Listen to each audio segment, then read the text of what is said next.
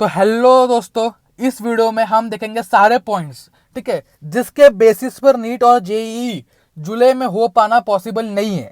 ठीक है, अभी तक एचआरडी मिनिस्ट्री की तरफ से कोई भी अनाउंसमेंट नहीं आया है, लेकिन आपने देखा होगा अभी तक जो भी एग्जाम्स पोस्टपोन हुए हैं वो सारे एग्जाम्स लास्ट मोमेंट पे पोस्टपोन हुए हैं। ठीक है, लास्ट मोमेंट मतलब 3 दिन पहले, 2 दिन पहले। तो नीट और जेई के साथ भी कुछ ऐसा ही करने का इन्होंने ठान रखा है। ठीक है, क्योंकि आपने देखा होगा एनटीए के एक ऑफिशियल थे जो आईआईटी के प्रोफेसर है, उन्होंने भी कहा है कि नीट और जेईई पोस्टपोन होगा। तो इतने जब हाई लेवल से आता है तो उनके बात पे हमें भरोसा करना चाहिए, और एनटी के द्वारा भी मुझे लगता है कि जल्दी अनाउंसमेंट आ सकता है। ठीक है, अब मैं आपको कुछ पॉइंट्स बताऊंगा। अगर आपको पॉइंट से कुछ भी दिक्कत हो तो आप मुझे कमेंट बॉक्स में बताइए, मैं आपको रिप्लाई करूंगा। पहला पॉइंट, बहुत लोगों ने पूछा कि अभी 20,000 केस से 19,000 हो गए, 18,000 हो गए, 17,000 हो जाएंगे, ऐसे करते करते अभी ग्राफ नीचे जाएगा। तो मैं आपको यूएसए का एग्जांपल दूंगा, और ऐसे बहुत सारे कंट्रीज है, लेकिन मैं आपको स्पेसिफिकली यूएसए का एग्जांपल इस केस में देना चाहूंगा। तो यूएसए में आप देखिए, एक टाइम पे अप्रैल के महीने में ऑलमोस्ट 38,000 केसेस आ रहे थे। ठीक है, तो उसके बाद केसेस डीप होने लग गए और केसेस आने लग गए 20,000 के करीब जून के फर्स्ट वीक के करीब। ठीक है, तो लोगों को लग गया अब कंट्रोल में सिचुएशन आने लग गई, क्योंकि एकदम स्टीपली केसेस जो है डिप कर रहे थे, जो कि इंडिया में केस नहीं है। इंडिया में अभी तक कोई डिप नहीं आया, लेकिन फिर जो हुआ ना, आप देखिए कैसे राइज हुआ केस, कैसे 52,000 केसेस आए कल। एक दिन में 52,000 केसेस आना बहुत बड़ी बात है। तो ये एक इंडिकेशन है कि इंडिया में भी अभी तक पीक आना बाकी है, बहुत बड़ा पीक इंडिया में आने वाला है। सेकंड, मैंने एक कैलकुलेशन किया है पूरा डेटाबेस। ठीक है, तो आप ध्यान से देखिए, अगर रोज 20,000 केसेस इंडिया में आ रहे, इससे बढ़ेंगे ही। ठीक है, लेकिन मैंने पकड़ लिया अभी जितने आ रहे थे उतने ही आएंगे 20,000 केसेस। ठीक है, अप्रोक्सीमेशन। तो अभी तो 25 दिन बाकी है नीट और जेईई के लिए, तो 20,000 इंटू 25 आ जाएगा 5 लाख। ठीक है, कितना जाएगा? 5 लाख।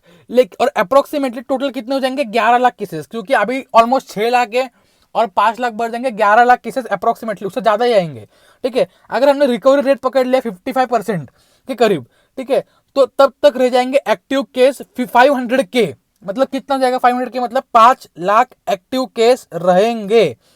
ठीक है, समझ में आ गया आपको? टोटल 11 लाख केस तब तक हो जाएंगे, 5 लाख एक्टिव केस रहेंगे। बहुत इंपॉर्टेंट पॉइंट है, आप सुनिए।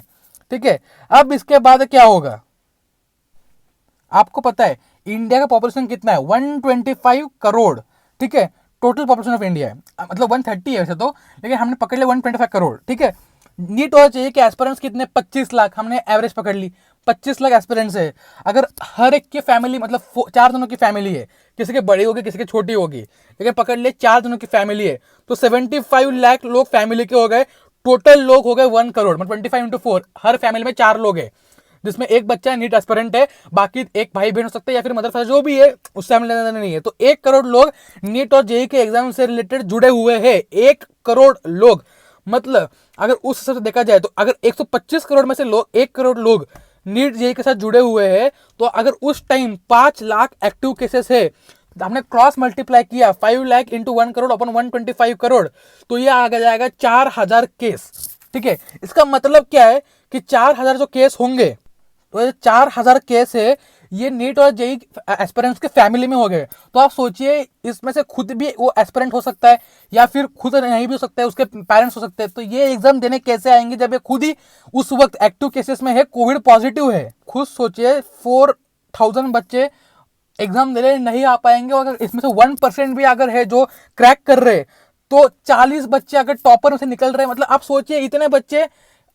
ये तो मैंने एक सबसे कम डेटा लिया है, ऐसे बहुत सारे होंगे जो कंटेनमेंट एरिया में होंगे, कंटेनमेंट जोन में होंगे, तो उनका क्या होगा? ऐसे तो बहुत निकलेंगे, 10,000 20,000 होंगे बच्चे जो नीट जेई के सेंटर तक पहुंचेंगे। उनके कंटेनमेंट एरिया में किसी को कोविड था तो उनको कोविड हो गया, तो ऐसे भी बहुत बच्चे। तो ये तो सबसे लीस्ट है, 4,000 10,000 20,000 भी हो सकता है ये नंबर। ठीक है, अब उसके बाद आते हैं हम लोग कर्नाटका पे।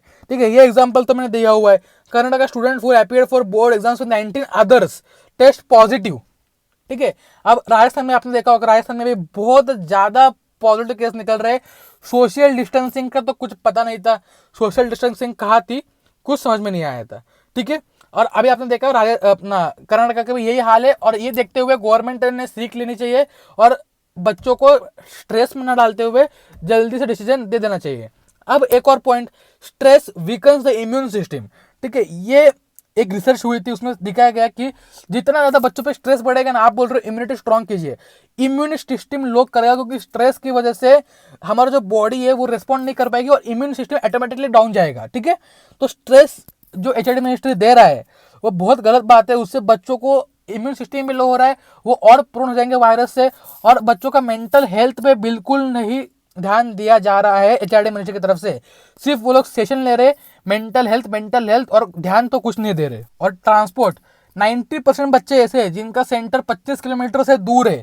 ठीक है, तो वो लोग कैसे ट्रांसपोर्ट करेंगे अगर उनके स्टेट में लॉकडाउन है, इतना पैसा नहीं किसी के पास कि वो लोग प्राइवेट कार एफोर्ड करके जा पाए इतना दूर। ठीक है, ये तो एक ख्याली पुलाव है कि बच्चे पहुंच जाएंगे। ठीक है, तो ये पहुंच पाना ऑलमोस्ट इम्पॉसिबल है सेंटर तक। ऐसे कितने बच्चों के एग्जाम खराब हो जाएंगे जो सेंटर तक ही ना पहुंच पाए, तो ये भी बहुत बड़ी प्रॉब्लम है। तो आप मुझे कमेंट बॉक्स में बताइए कि आपका क्या कहना है इस पे, जरूर से कमेंट कीजिए, लाइक डिसलाइक आपको जो करना है वो कीजिए, उससे फर्क नहीं पड़ता। ठीक है, लेकिन आप ये वीडियो शेयर कीजिए ज़्यादा से ज़्यादा लोगों तक, ताकि उनको समझ में आए कि प्रॉब्लम्स क्या है रियल, और जितना आगे ये वीडियो पहुंच सकता है पहुंचाइए।